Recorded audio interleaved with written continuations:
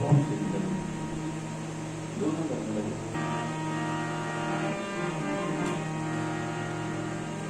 सीताराम जय सीताराम,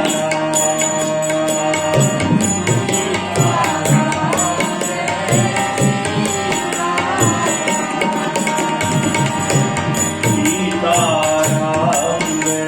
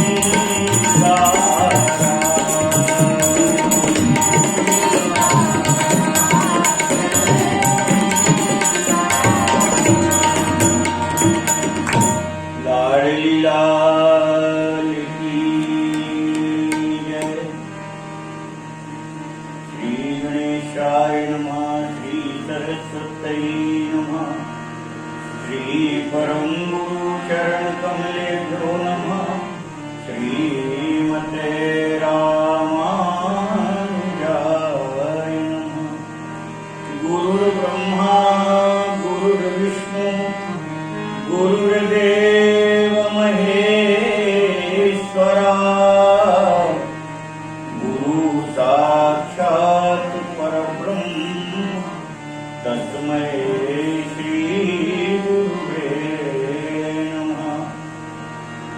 अतुलित बलधाम हेम शैलाभ देहम् धनुजवन कृशानम् ज्ञानिनामग्रगण्यम् सकल गुण निधानम् वानराणां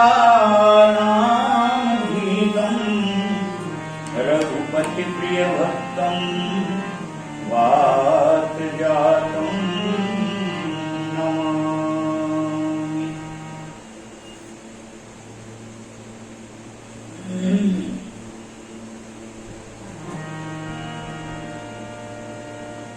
एक सौ 10 दोहा के नीचे दूसरी दोहा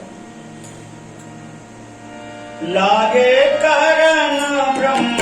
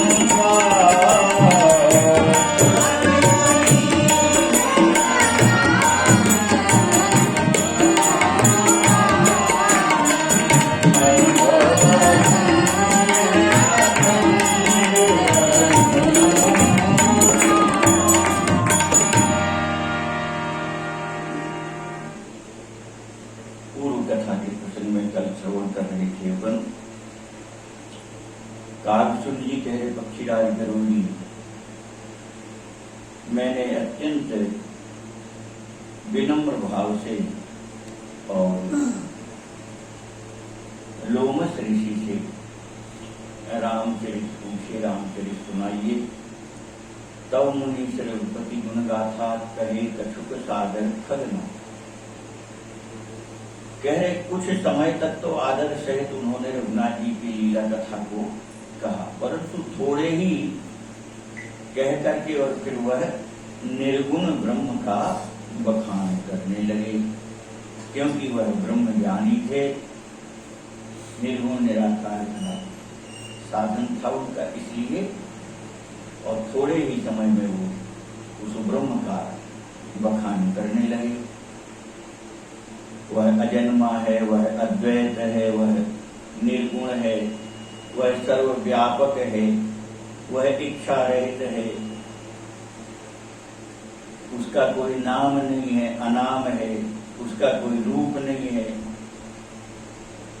वह ब्रह्म केवल अनुभव के द्वारा जाना जा सकता है। इस प्रकार से वो निर्गुण निराकार ब्रह्म का निरूपण कर रहे थे। कहते हैं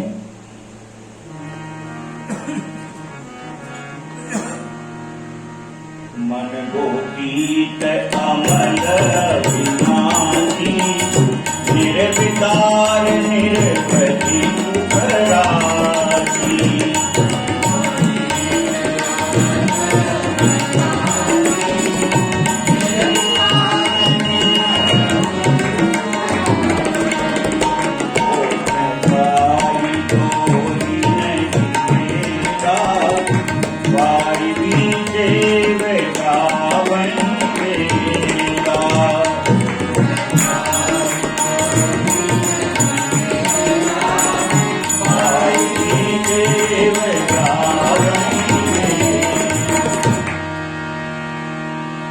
मन गोतीत अमल अविनाशी, वह ब्रह्म कैसा है?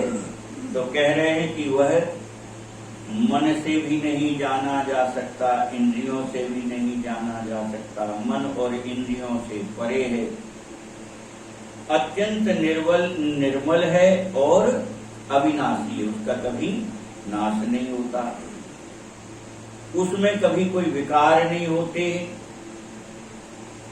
और असीम है, उसकी कोई सीमा नहीं है। और सुख का भंडार है, सुख की राशि है वह ब्रह्म। सो ते ताहि तो ही नहीं भेदा। तो वह ब्रह्म क्या है? बोले वही ब्रह्म तो तू है, वही ब्रह्म तू वही ब्रह्म है। और ये जो निर्गुण की आराधना करने वाले हैं, इनके ही तो ये मंत्र हैं, सो हम अहम ब्रह्मास्मि, ये सब उन्हीं के हैं। तो कह रहे हैं कि तुम भी वही ब्रह्म हो। कैसे ब्रह्म हो तुम? तो कह रहे जैसे बारी बीच इव गावहि बेगा, जैसे जल और जल की लहर। तो कहने में ये दो दिखाई देते हैं, पर होता तो एक ही है। कोई कहे हमें जल नहीं चाहिए, लहर भर चाहिए, तो ऐसा कभी हो सकता है? या कोई कहे लहर ना नहीं चाहिए हमको, तो केवल जल चाहिए। तो जल जहां होगा तो उसमें लहर तो उठेगी, लहर होगी तो इसका तात्पर्य है वह जल है, जल में ही लहर उठेगी। तो जल और लहर को अलग अलग नहीं किया जा सकता, दोनों एक ही हैं। कहने में दो भासते हैं।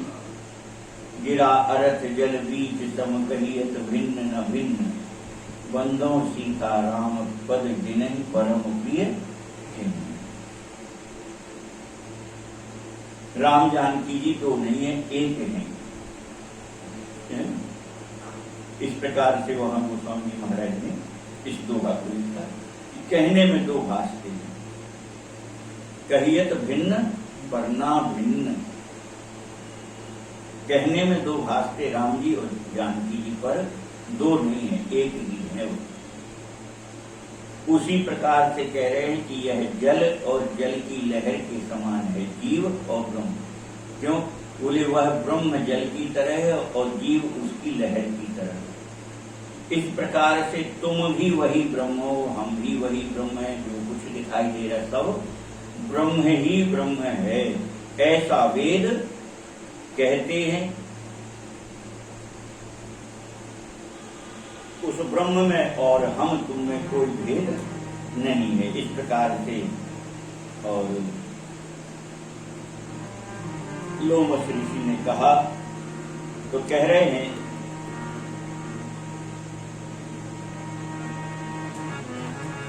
विविध भांति मोहि मुनि समभावा, निर्गुण मत मम हृदय आवा।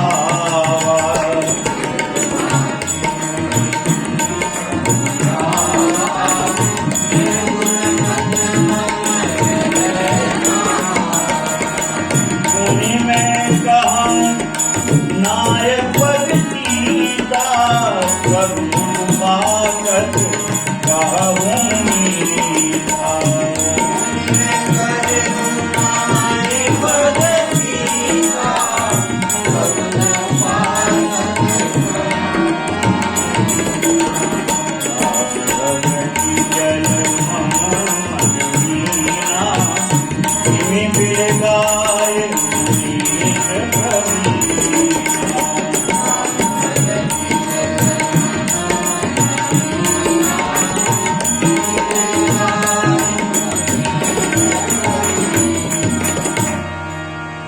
विविध भांति मोहि मुनि समझाओ।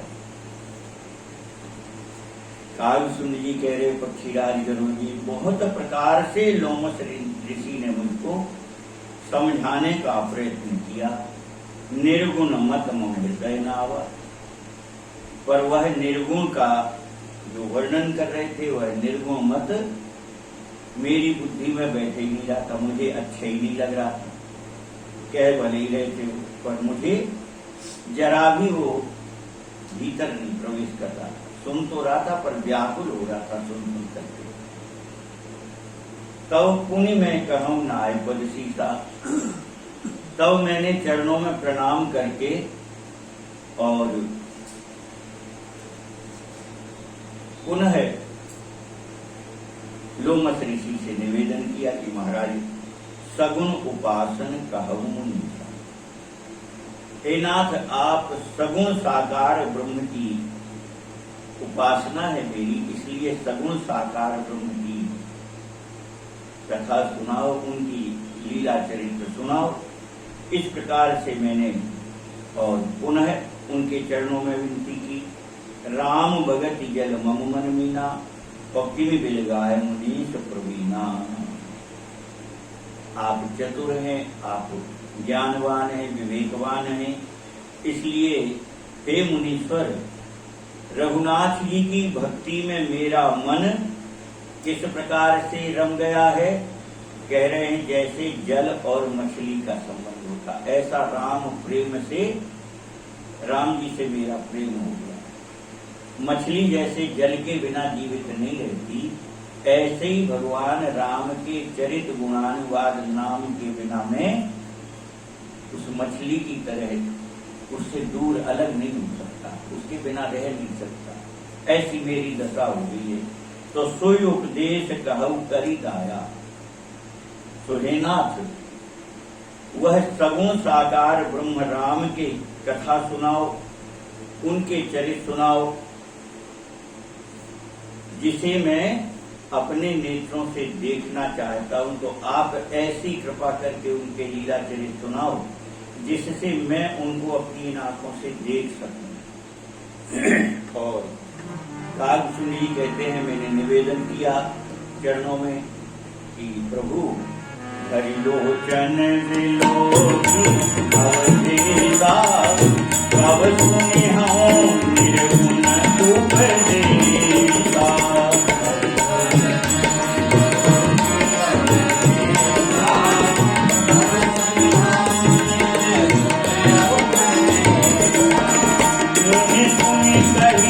हरि कथा अनुपा, पंडित गुण मत अगुण रूपा।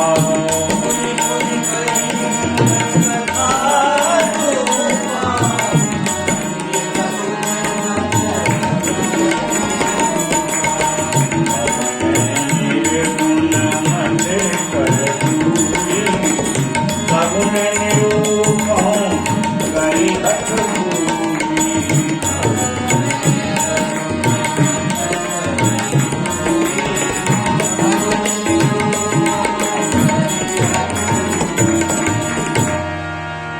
लोचन विलोक। आप उन रघुनाथ जी के लीला चरित्र को सुनाइए जिन्हें मैं देखना चाहता हूं। और कैसे बोले, भरी लोचन, नेत्र भर के उनके दर्शन करना चाहता हूं, उन्हें देखना चाहता हूं। और एक बार ऐसी कथा सुना दो जिससे मैं उनको देख सकूं। और जी भर के राम जी के दर्शन करने के बाद फिर चाहे मैं आपके पास बैठ करके और निर्गुण ब्रह्म का उपदेश सुन लूंगा। अब सुनिए, आओ निर्गुण उपदेश। आपके उपदेश सुनने हम मना नहीं कर रहे, वो सुन लेंगे हम, पर कब सुनेंगे? जब हमें सगुण साकार राम जी के दर्शन जी भर के नेत्रों को तृप्त कर देंगे, तब फिर हम निर्गुण ब्रह्म के आपके उपदेश सुन लेंगे। मुनि पुनि कहे हरि कथा अनुपा। कागभूषण जी कह रहे, जब मैंने ऐसा कहा तो मुनि लोमस जी फिर से राम कथा राम गुणानुवाद कहने लगे। श्री रघुनाथ जी के सगुण साकार स्वरूप को, उनके लीला चरित्र को कहने लगे, परंतु थोड़ी देर कहे। मुनि पुनि कहे हरि कथा अनुपा, परंतु खंड सगुण मत और अगुण निरूपा। थोड़े ही रघुनाथ जी के सगुण साकार चरित्र कह करके वो फिर सगुण का ही खंडन करने लगे। और फिर वो है सगुण का खंडन करके निर्गुण का ही फिर निरूपण करने लगी। और तब मैं निर्गुण मत कर दूरी। जब उन्होंने फिर हमको निर्गुण का उपदेश किया तो मैंने फिर वही बात कही, उनके मत को काट करके वह निर्गुण मत को मैंने उसका खंडन किया और सगुण निरूपों करी हठ भूरी, और हठ करके मैंने सगुण साकार ब्रह्म का निरूपण मैंने किया, उनके निर्गुण मत को मैंने काट दिया अपनी बातों से, और मैंने स्वयं से सगुण साकार ब्रह्म की स्थापना के लिए बहुत से उनके सामने अपने मत रखे। और जब मैंने इस प्रकार से कहा तो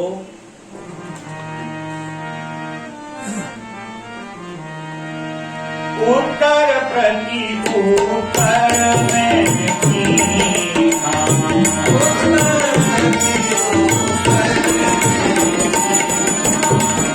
मुनि तन भये क्रोध के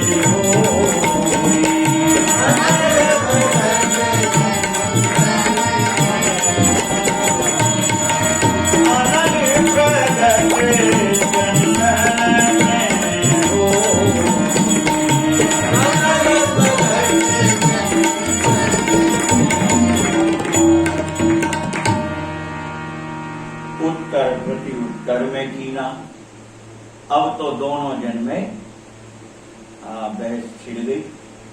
वो निर्गुण का स्थापना करते, मैं सगुण की स्थापना करता। वह मेरी बात को काट के फिर निर्गुण की स्थापना करते, मैं निर्गुण की बात को काट के फिर सगुण की स्थापना करता। इस प्रकार से उत्तर प्रति उत्तर दोनों जन में चलने लगे।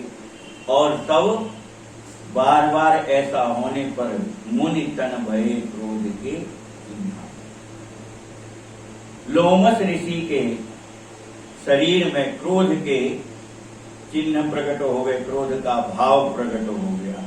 तात्पर्य चेहरा तमतमा गया, आंखें निकलने लगी क्रोध से भर के, वाणी कठोर हो गई, वाणी तेज हो गई, कठोर हो गई। ये सब क्रोध के चिन्ह है। जब क्रोध आता तो आदमी तेज बोलने लगता है, जोर से बोलने लगता है, और फिर जैसे जैसे बढ़ता जाता वैसे वैसे और उसमें दुर्गुण बढ़ते जाते फिर, है ना, फिर अपशब्दों पर भी आ जाता है। तो इस प्रकार से उनके ऊपर क्रोध के चिन्ह प्रकट दिखाई देने लगे। कागसुल जी कह रहे पक्षीराज गरु जी, ये तो सिद्धांत है क्या? बोले सुन प्रभु बहुत अवज्ञा किए। हे नाथ गरु जी, बहुत अपमान करने पर बड़े बड़े ज्ञानियों को भी और फिर क्रोध उत्पन्न हो जाता है। बहुत अपमान करो तो बहुत ज्ञानवान भी हो तो थोड़ी देर कर तो सहन कर लेगा, पर बार बार अगर उसका अपमान किया जाए तो फिर उसको भी क्रोध आ ही जाता है, वह क्रोध उत्पन्न हो जाता है उनके लिए। कैसे हो जाता है? तो कह रहे हैं अति संघर्षण जो कर कोई, अनल प्रगट चंदन तय होई। चंदन तो शीतलता प्रदान करने वाला है। चंदन की लकड़ी शीतलता प्रदान करती कि नहीं करती? उस चंदन की लकड़ी को घिस के अपन जो लेप के लिए चंदन बनाते हैं वो बहुत शीतल होता है। परंतु कह रहे ऐसा ठंडक शीतलता प्रदान करने वाला चंदन भी, और चंदन की लकड़ी को आपस में बहुत देर तक रगड़ा जाए, अति संघर्षण, बहुत देर तक उसमें घर्षण किया जाए दो लकड़ी में, तो एक समय आएगा कि उस लकड़ी में भी आग उत्पन्न हो जाएगी। अनल प्रगट चंदन तन, यद्यपि वो शीतल प्रकृति है, परंतु जब अत्यधिक घर्षण होता है तो उसमें भी आग प्रकट होती है। ऐसे ही कितने ज्ञानी हो, परंतु उसका बार बार अपमान करते रहो तो धीरे धीरे फिर क्रोध बढ़ जाता, उसमें प्रकट हो जाता क्रोध। इस प्रकार से और लोमश ऋषि क्रोध में भर गए। बारंबार सकोप मुनि करई निरूपण ज्ञान, मैं अपने मन बैठ तब करऊं विविध अनुमान। लाडली लाल की जय। बोले जब बार बार इस प्रकार से मेरा उत्तर प्रति उत्तर हुआ तो महाराज को बहुत क्रोध आया और बार बार क्रोधित होकर के वह निर्गुण ब्रह्म का ज्ञान मुझे देने लगे।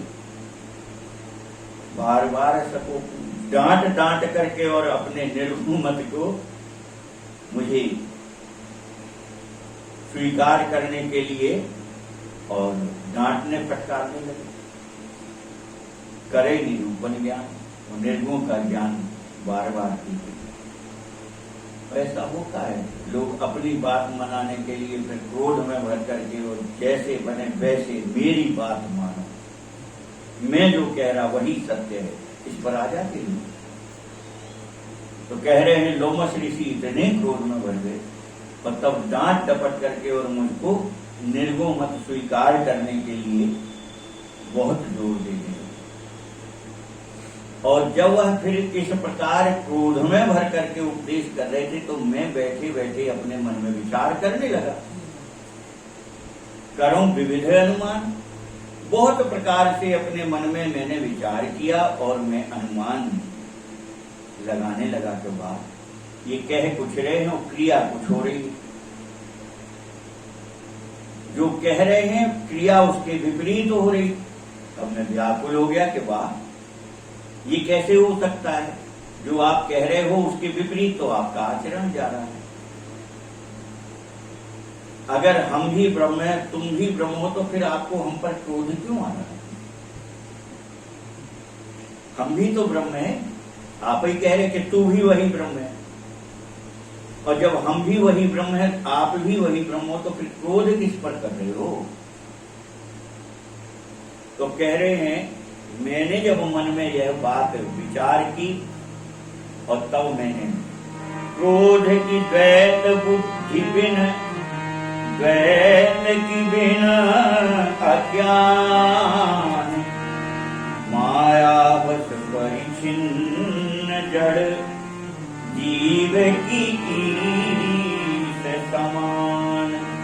लाडली लाल की।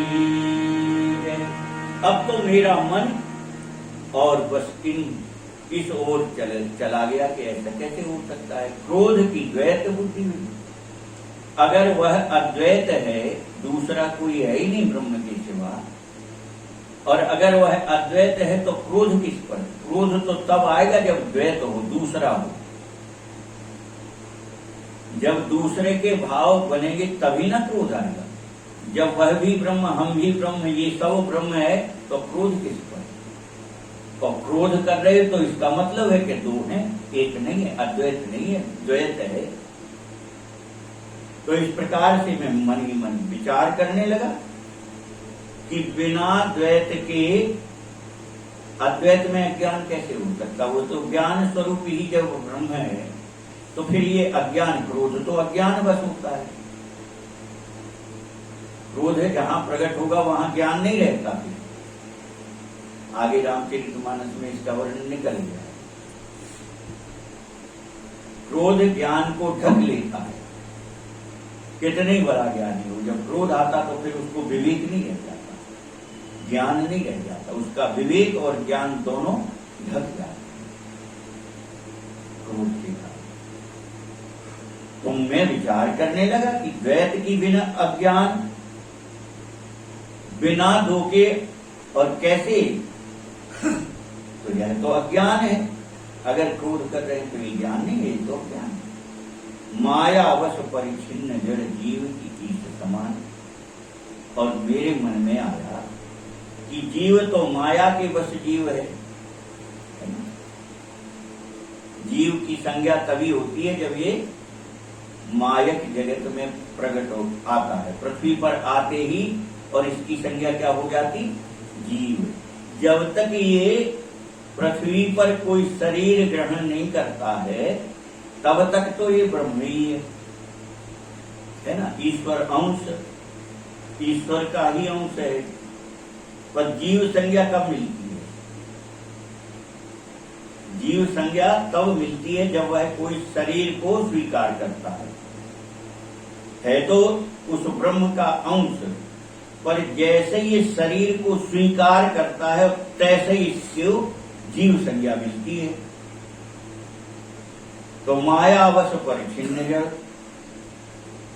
ये जड़ जीव यह तो माया से ढका हुआ है, माया के वश है। तो जीव ईश के जैसा, ब्रह्म के जैसा कैसे हो सकता? जीव की समान। जीव कभी ब्रह्म हो ही नहीं सकता, ब्रह्म के जैसा नहीं हो सकता। भले ही उसका अंश है, गुण भले ही उसमें वही है जो ब्रह्म के हैं, परंतु माया के वश हो जाने से और इसकी जीव संज्ञा हो जाती है और यह उस ब्रह्म के समान नहीं हो सकता, क्योंकि ब्रह्म माया वस्तु तो नहीं होता। मायापति है ब्रह्म। तो माया खलु नर्तकी विचारी, उस ब्रह्म के दरबार की नाचने वाली है नर्तकी माया।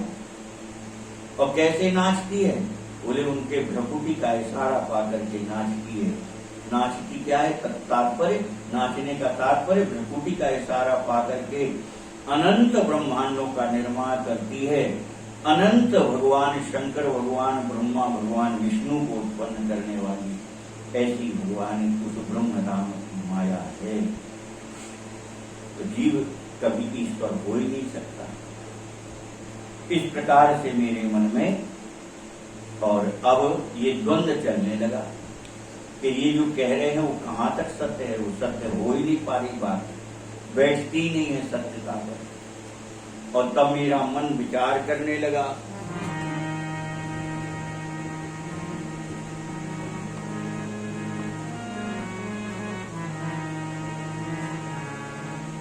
कबहू की दुख सब करे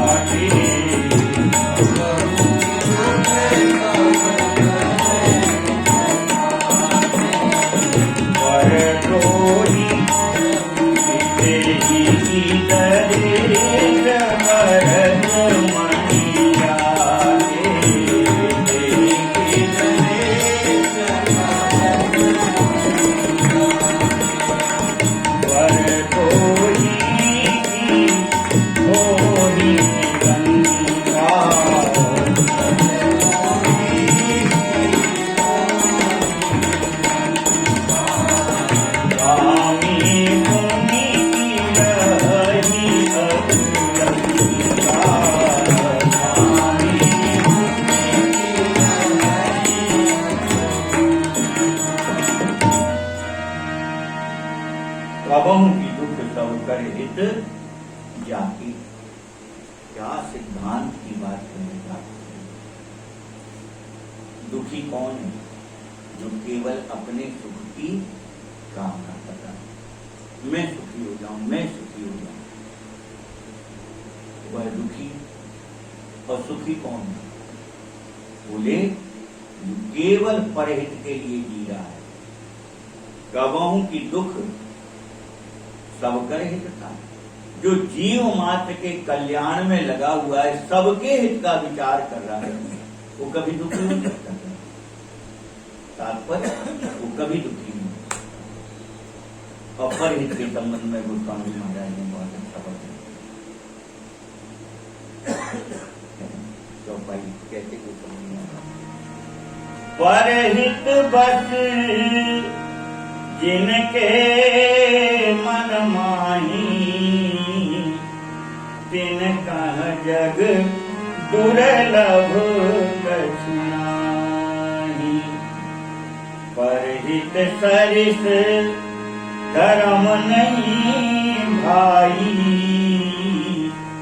पर पीड़ा सम नहीं अधु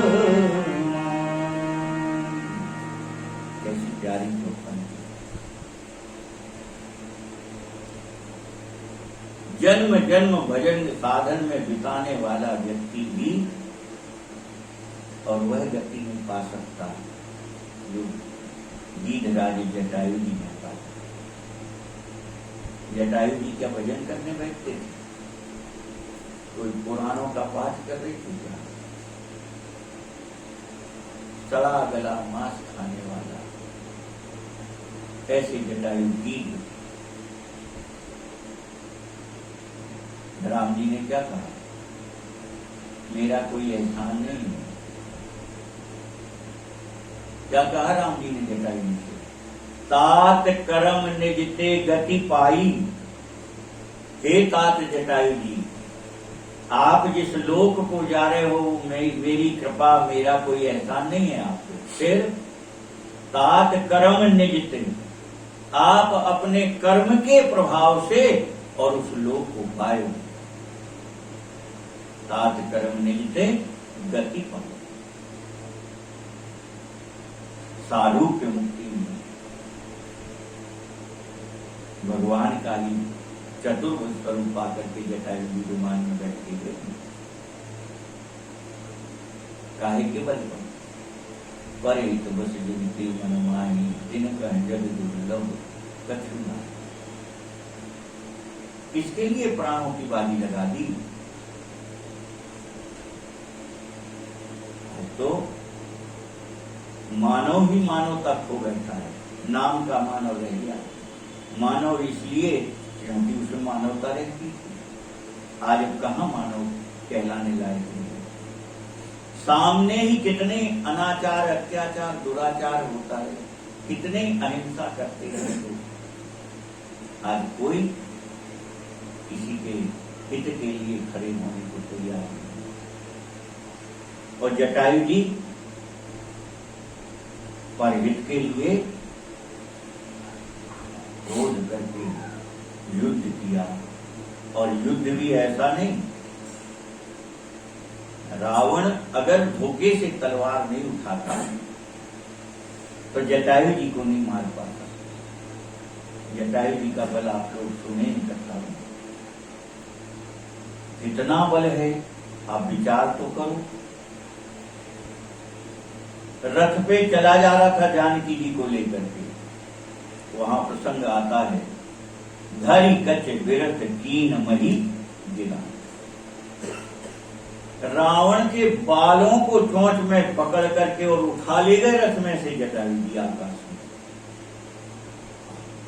बल की कल्पना करो।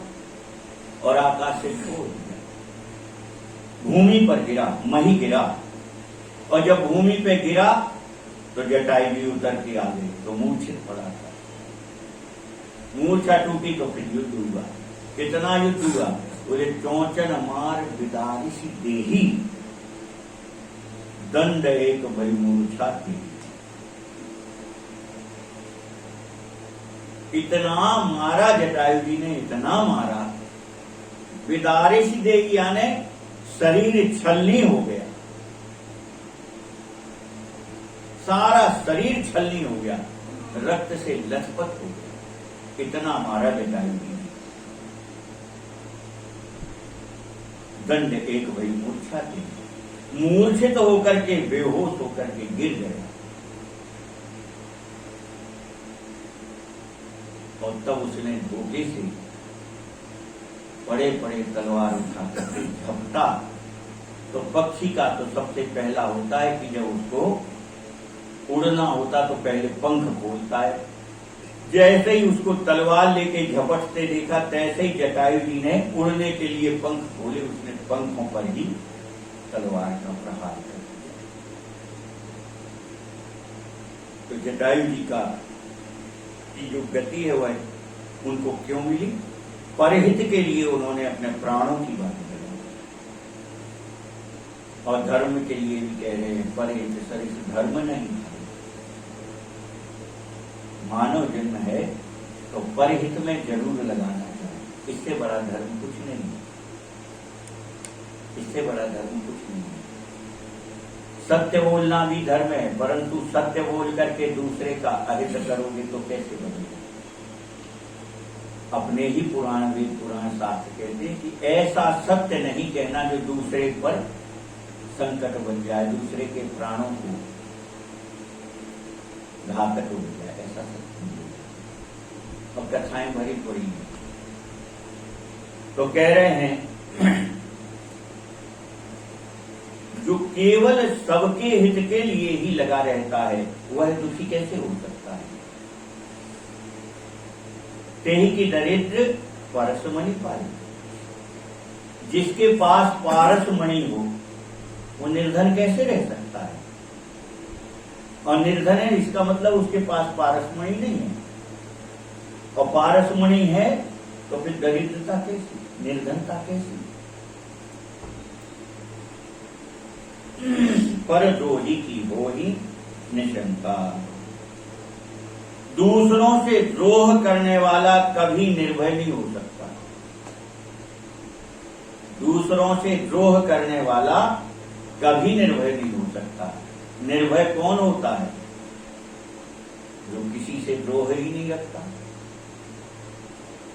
किसी से बैर ही नहीं है जिसका, वो निर्भय घूमता है। और भयभीत कौन होता है? जिसका दूसरों से बैर हो, द्रोह हो, वो निर्भय नहीं रहता। वो तो भयभीत बना ही रहता है कि जाने कब कौन आकर के और ऊपर प्रहार करे, इसलिए वो भयभीत रहता है। तो निर्भय वही है जो किसी से द्रोह ना करे। और कामी पुनि की रही अकलंका, और कामी पुरुष कभी निष्कलंक नहीं रह सकता, बेदाग नहीं रह सकता। अगर वह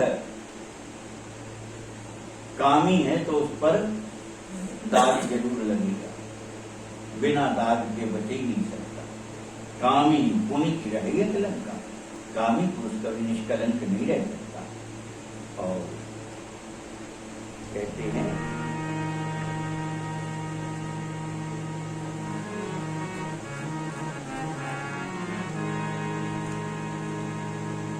बंस की है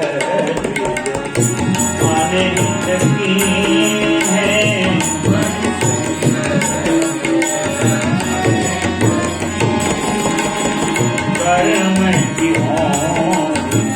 स्वरूप है।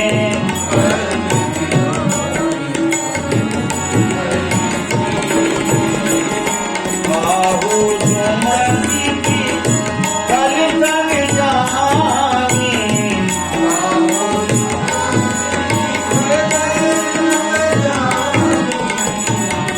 गति पावती पर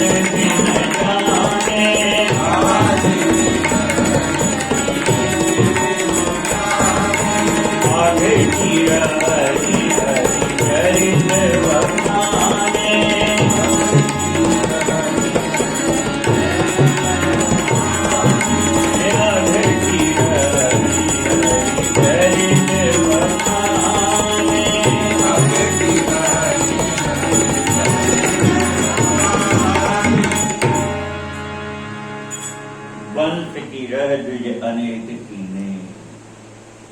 इसके पहले भी निकल गई ये बात, अभी परसों की कथा में सुनी थी। ब्राह्मण से द्रोह करने वाला अंत में उसका वंश नष्ट हो जाता है। निकल गया हम 2 दिन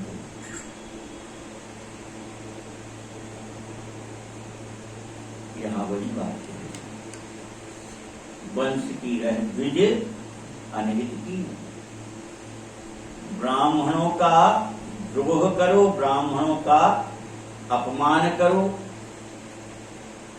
और फिर चाहो कि वंश बना रहे, संभव ही नहीं।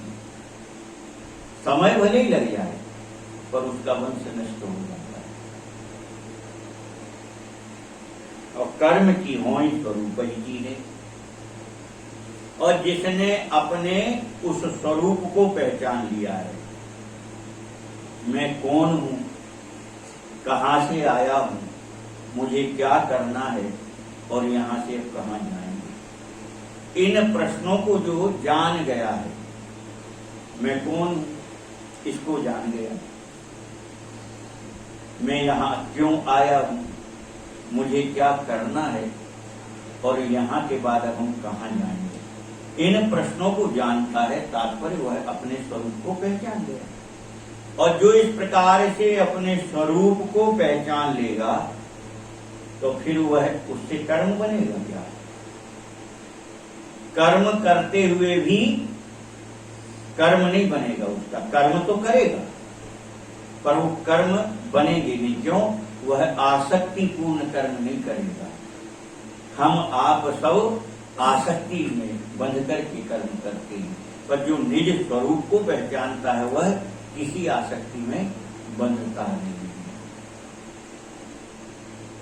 उसे पता है कि करने कराने वाला कोई और है, हम थोड़ी हैं।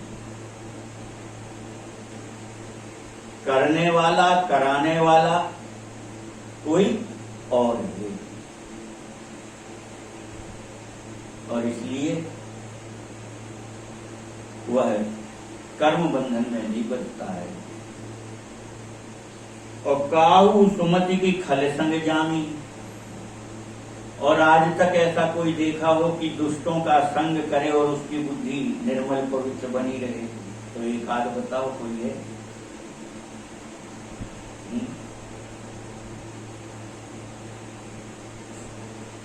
जो दुष्टों का संग करे, कुसंग करे और फिर उसकी बुद्धि शुद्ध साफ निर्मल बनी रहे, ऐसा नहीं हो सकता। को न कुसंगति पाए न साई, रहे न नीच मते चतुराई।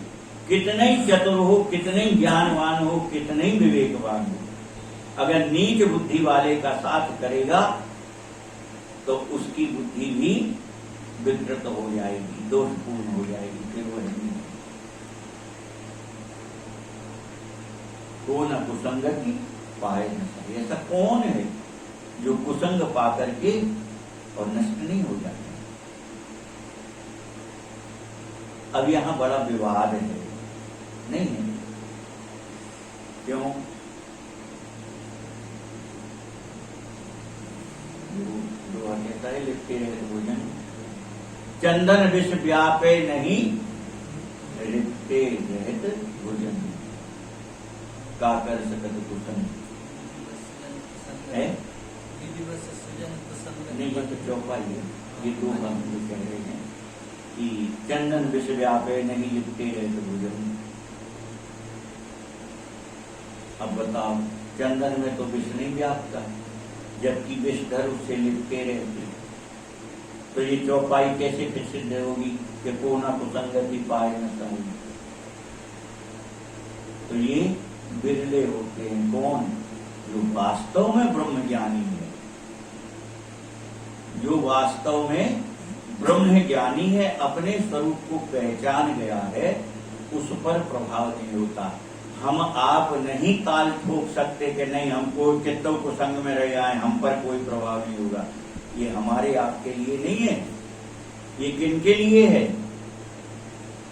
जो उस स्वरूप को पहचान गया है अपने, तब उस पर कुसंग का प्रभाव नहीं पड़ेगा। कैसे? बोले चंदन की तरह जिसमें शीतलता आ गई है, चंदन की तरह शीतलता आ गई है। चंदन की शीतलता कभी नष्ट नहीं होती, होती है, चाहे कहीं रहे, चाहे कैसी स्थिति में रहे। चंदन का जो शीतलता का गुण है वो नष्ट थोड़ी होता, मूल गुण उसका शीतलता है, और इसलिए उस पर विष का प्रभाव नहीं होता। तो मूल गुण अपने ब्रह्म स्वरूप को जिसने जान लिया है, उस पर कुसंग का प्रभाव भले ही ना पड़े, परंतु बाकी सब मायावश जो घूम रहे हैं, भ्रम में संसार में भटक रहे, इनमें कोई नहीं बच सकता। कुसंग से बुद्धि उसकी विकृत हो ही जाएगी।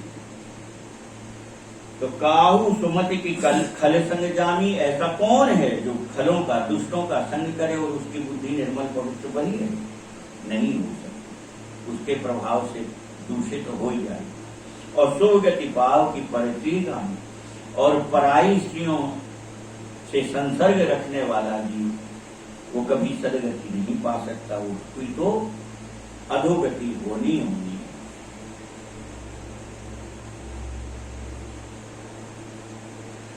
भव की परहि परमात्मा विंदत, जो प्रभु श्री रघुनाथ जी को जानने और मानने वाला है, जो राम जी को मानता भी है और जानने लगा है, तो वह इस जन्म मरण के चक्र से छूट जाएगा, इसमें नहीं बंधेगा। जिसने राम जी को जान लिया है, मान लिया है, तो जन्म मरण से मुक्त हो जाता है। बस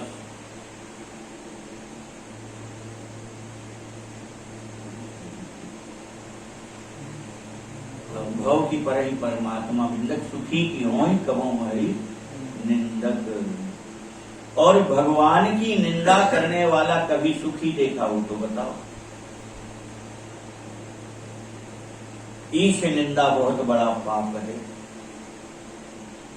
और भगवान की जो निंदा करते हैं क्या वो कभी सुखी रहे? तो नहीं। इसके प्रमाण हमारे आपके सामने हैं।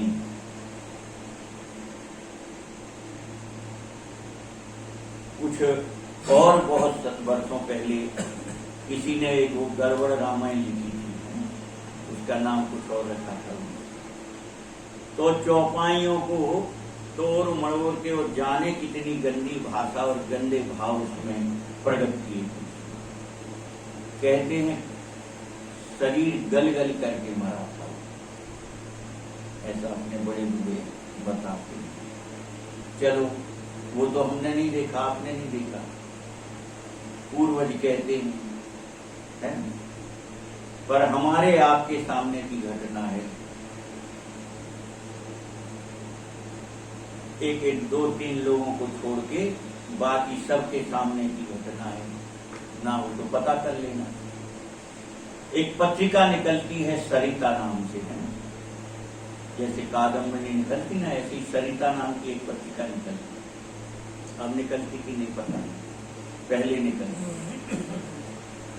तो सन 70-80 के दशक में उसने गोस्वामी महाराज के संबंध में बहुत ही, क्या कहें, भाषा ही नहीं है मेरे पास।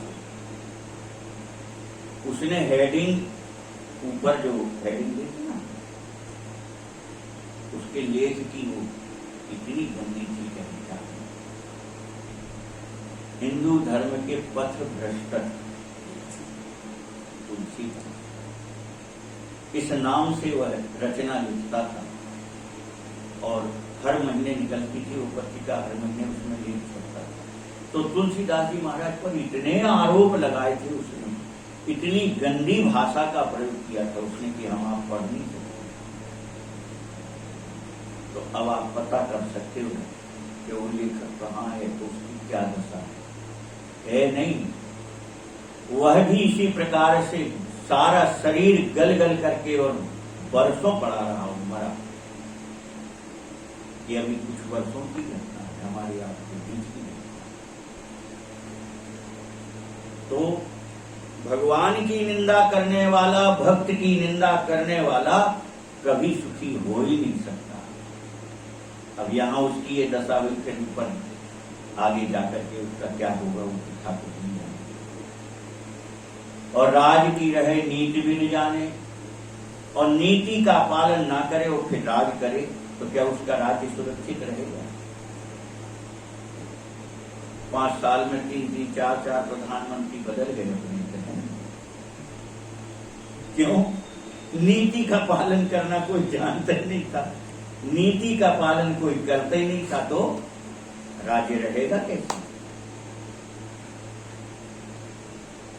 प्रजा दुखी रहेगी। अगर नीतिपूर्ण राज्य का संचालन करने वाला राजा नहीं है तो प्रजा कष्ट पाएगी, प्रकृति कष्ट पाएगी और सब दुखी रहेंगे। सुखी किसका राज होता है? जो नीति का पालन करके राज का चलता है, उसकी राज में प्रजा सुखी। अघ की रही हरिचरित बखाने, और भगवान की लीला कथा को कहने सुनने वाले, भगवान के गुणानुवाद गाने वाले, भगवान के नाम को गाने वाले, उसके पाप बचे रहेंगे क्या? उसके पाप बचे रहेंगे? आगे की रहें प्रश्नवाचक है, पाप बने रहेंगे क्या? किसके? बोले जो भगवान के लीला चरित नाम सबका गुणानुवाद गाता है, तो उस नाम प्रभाव से, उस लीला चरित के प्रभाव से उसके सारे पाप जल के राख हो जाते, उसके पाप भी बचते थे।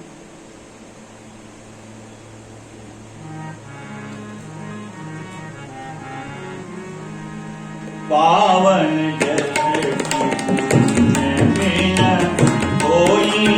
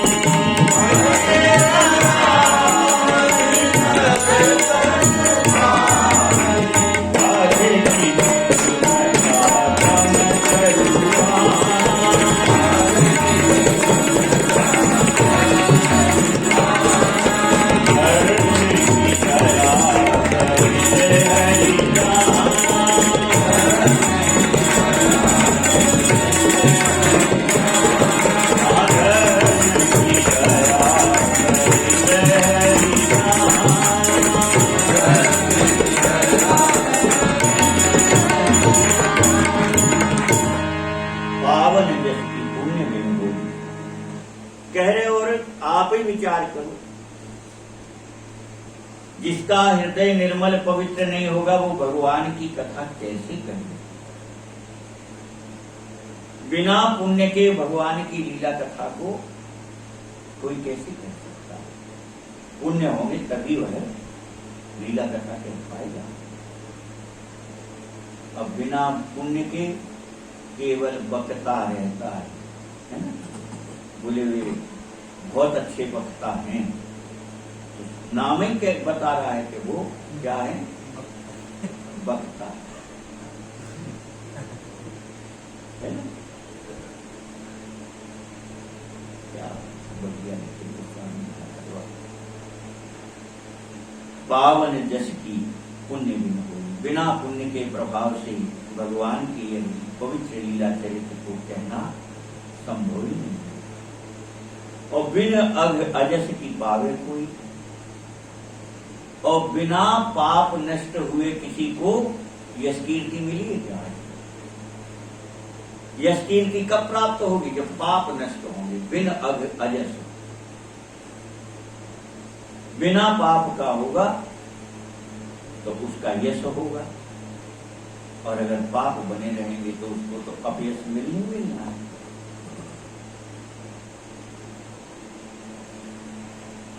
लाभ की कछु हरि भगति समान। काल सुनिए कह रहे, मैंने मन में विचार किया कि बताओ, भगवान की भक्ति से बढ़कर के तो संसार में ब्रह्मांड में कोई लाभ दूसरा कहा ही नहीं गया।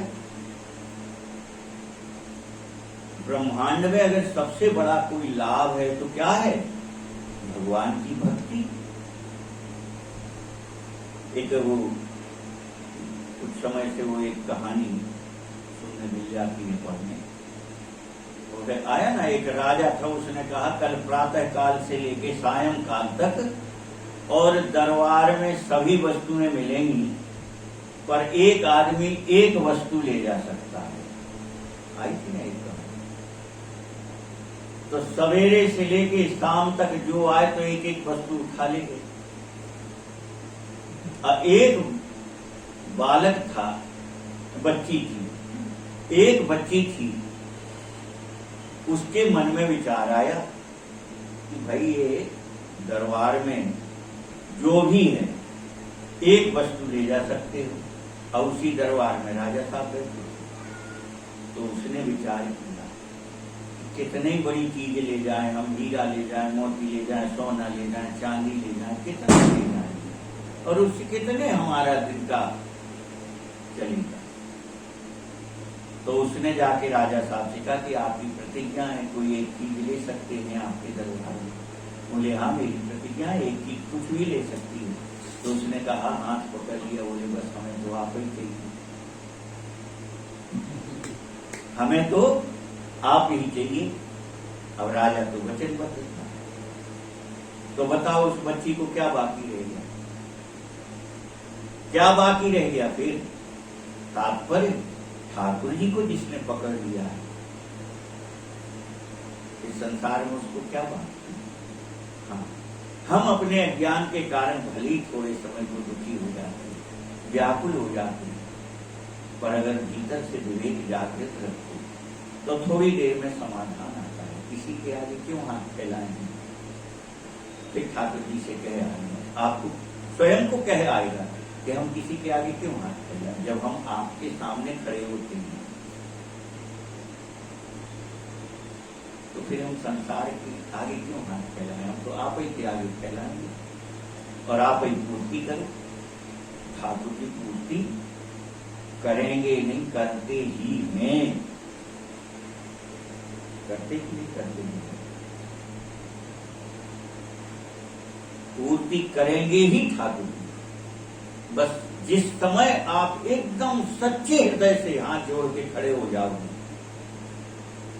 शर्त है उसमें, ऐसे नहीं कि मन में आशा करें कि यहाँ सारे से माने उठे तो बहुत है, मन में जा धरें और ठाकुर जी से कह रहे, ऐसा नहीं।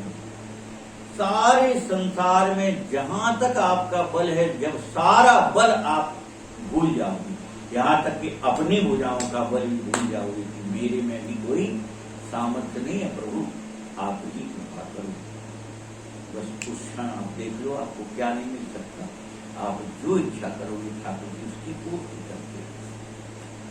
और ये कठिन है, इसमें शर्त क्या है? शर्त वही है कि मन पूरा समर्पित होना चाहिए, कहीं अटका ना रहे। और हम आप सफल इसीलिए नहीं हो पाते क्योंकि हमारा मन कहीं ना कहीं संसार में अटका रहता है, और वह जहाँ अटका है वह वहां से सुलझ जाए तो फिर कोई देश थोड़ी। तो कह रहे हैं कि लाभ की कछुहरी भगति समान, ये गावन श्रुति संत पुराण। सभी संत, सभी वेद, पुराण, शास्त्र सभी एक मत होकर के यह गान कर रहे हैं। संसार में, इस ब्रह्मांड में सबसे बड़ा लाभ है तो भगवान की भक्ति है, भगवान का प्रेम है। इससे बड़ा लाभ कुछ है ही नहीं। और इसलिए अब ठाकुर विश्राम करेंगे, लाभ पर अपन चिंतन करेंगे, हानि की बात कल देखेंगे। लाडली लाल की